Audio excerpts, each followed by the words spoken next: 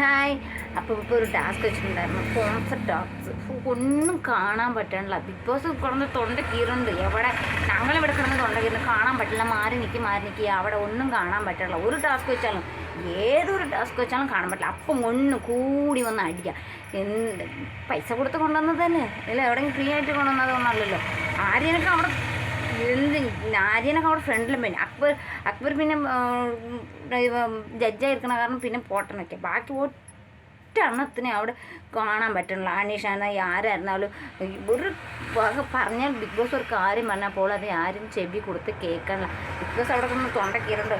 എല്ലാവരും അച്ചടക്കത്തോടെ നിൽക്കുക, പാളിക്കുക എവിടെ പാളിക്കണം. ബിഗ് ബോസിന് ഒരു വില പോലും അവിടെ ആരും നൽകണില്ല. ഇങ്ങനെ പോയി കഴിഞ്ഞാൽ എന്താവും അറിയില്ല.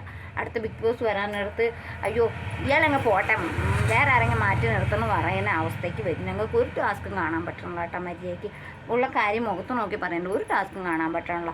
ചുമ്മാ ഏത് സമയത്ത് അടിയും വഴുക്കും ഒച്ചപ്പാടും ഇങ്ങനെ കണ്ടു കഴിഞ്ഞാൽ ഞങ്ങൾ എങ്ങനെ ബിഗ് ബോസ് കാണും എനിക്കറിയാൻ പാടില്ല. നിങ്ങളൊന്ന് പറഞ്ഞു ഇതാക്ക്. ഞങ്ങൾക്ക് കാണണ്ടേ, നിങ്ങൾ എന്തിനാ ഷോ നടത്തുന്നത്, ഞങ്ങൾ കാണാനുണ്ടല്ലേ.